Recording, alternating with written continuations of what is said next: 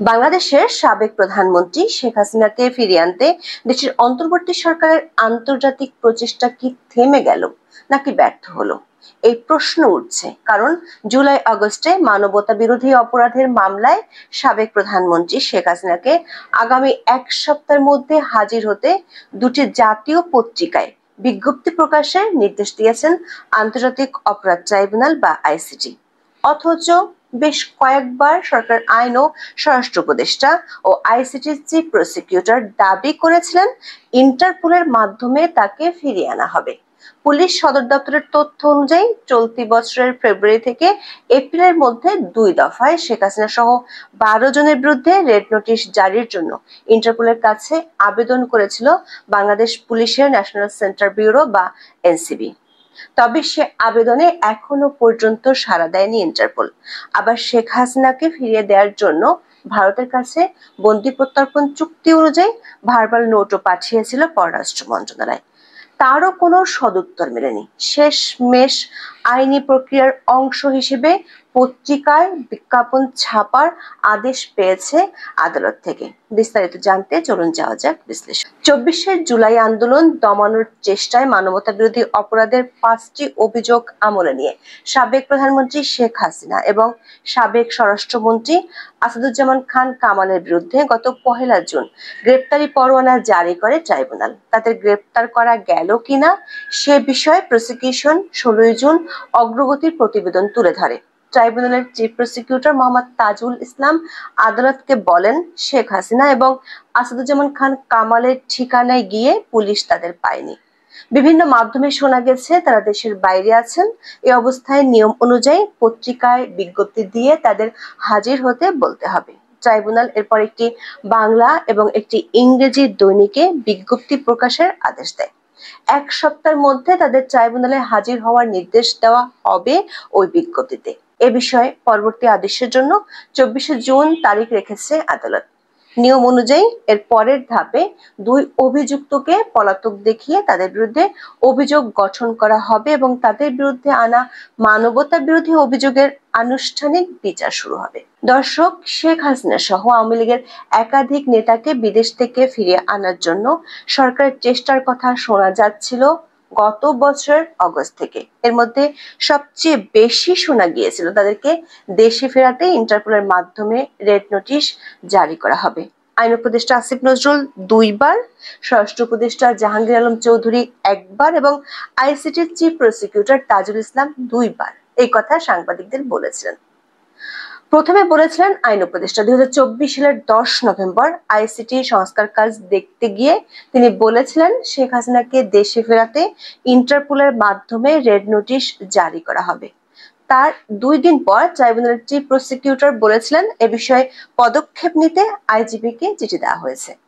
22 ডিসেম্বরও তিনি একই কথা বলেন। সবশেষ গত 10 মে ইন্টারপোলের মাধ্যমে সাবেক প্রধানমন্ত্রী শেখ হাসিনাকে দেশে ফিরিয়ে আনার চেষ্টা চলছে বলে জানিয়েছিলেন স্বরাষ্ট্র উপদেষ্টা।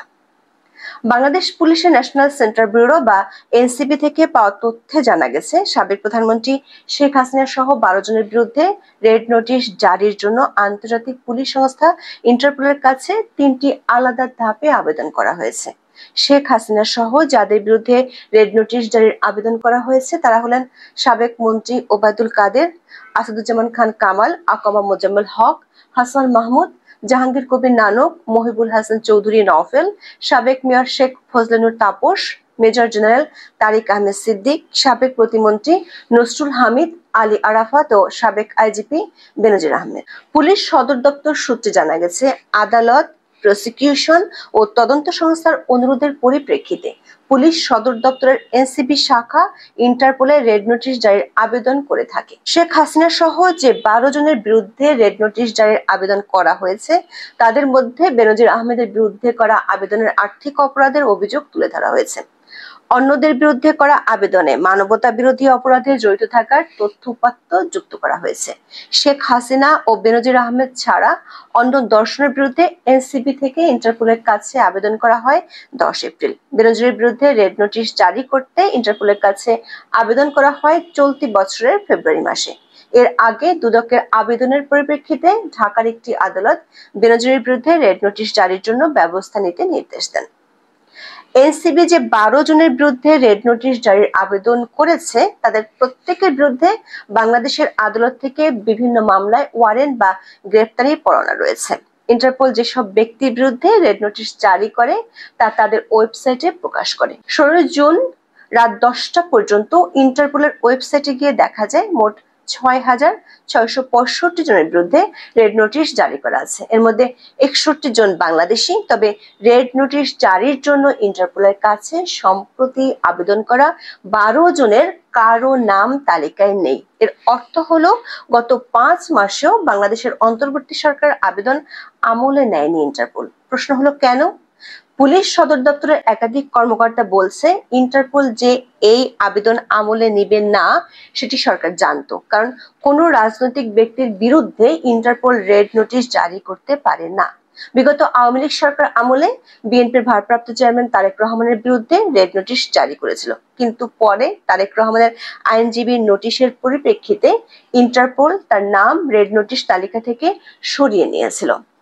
পররাষ্ট্র মন্ত্রণালয়ের সূত্রে জানা গেছে ইন্টারপোলের রেড নোটিশ জারির আবেদনের বাইরে ভারত সহ যেসব দেশের সঙ্গে বাংলাদেশের বন্দি প্রত্যর্পণ চুক্তি রয়েছে সে চুক্তির আওতায় বিদেশে থাকা ব্যক্তিদের ফেরানোর চেষ্টাও রয়েছে অন্তর্বর্তী সরকারের পক্ষ থেকে। তবে বন্দি প্রত্যর্পণ চুক্তির আওতায় ফেরানো যে সহজ নয় সেটিও বুঝে গেছে অন্তর্বর্তী সরকার।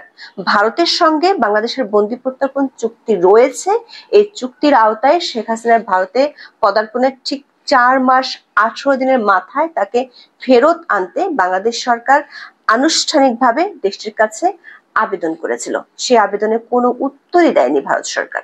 এমনকি ব্যাংককে বিমস্টেক সম্মেলনে ভারতের প্রধানমন্ত্রী নরেন্দ্র মোদীর সাথে সাইডলাইন বৈঠকে ডক্টর মোহাম্মদ ইউনূস বিষয়টি তুলেছিলেন। 2024 সালের 28 ডিসেম্বর বিবিসি বাংলায় প্রকাশিত এক প্রতিবেদনে বলা হয়েছে বাংলাদেশের অন্তর্বর্তী সরকার যদিও দাবি করছে শেখ হাসিনাকে ফেরানোর প্রচেষ্টাকে তারা সর্বোচ্চ অগ্রাধিকার দিচ্ছে, ভারত কিন্তু মনে করছে তাদের পাঠানো বার্তা একটা দায়সারা পদক্ষেপের চেয়ে বেশি কিছু নয়। দিল্লিতে শীর্ষস্থানীয় একজন সরকারি কর্মকর্তা বিবিসিকে বলেছিলেন সত্যি যদি বাংলাদেশ এই ব্যাপারটা নিয়ে সিরিয়াস হতো তাহলে তো তারা শেখ হাসিনার বিরুদ্ধে নির্দিষ্ট অভিযোগগুলো কি এবং তার বিরুদ্ধে সাক্ষ্য প্রমাণই বা কি সেই বিবরণও পেশ করত, মানে যেমনটা একটা চার্জশিটে থাকে। তাছাড়া চুক্তির শর্ত পালন করে যথাযথভাবে আবেদন না করায় ভারত সরকার বিষয়টি নিয়ে কোনো উত্তর দেয়নি বলে বিবিসির ওই রিপোর্টে বলা হয়েছে। ইন্টারপোল এবং ভারত সরকার দুটো থেকে হতাশ হলেও আইসিটিতে শেখ হাসিনার বিরুদ্ধে আনা অভিযোগের শুনানি চলছে। এখন আইন অনুযায়ী তাকে মিসিং বা নিখোঁজ ধরে নিয়ে হাজির হতে বলার জন্য পত্রিকায় বিজ্ঞাপন দেওয়া হবে। প্রশ্ন হলো যেখানে দেশে বিদেশে সবাই জানে শেখ হাসিনা ভারতে আছেন সেক্ষেত্রে মিসিং বা নিখোঁজ হিসেবে ধরে নেওয়া কি ঠিক হবে? আবার মিসিং বা নিখোঁজদের জন্য ইন্টারপোলে নোটিশ দেওয়া যায় সেটি কি সরকারের সংশ্লিষ্টরা জানেন? সেই নোটিশকে বলা হয় হলুদ বা ইয়েলো নোটিশ। ইন্টারপোলের ইয়েলো নোটিশে বাংলাদেশের 3 জনের নাম আছে। আবার শেখ হাসিনা যে ভারতে আছেন সেটি যেহেতু সবাই জানে তাহলে তাকে হাজির হওয়ার যে বিজ্ঞপ্তি সেটি কোন দেশের পত্রিকায় ছাপা হবে?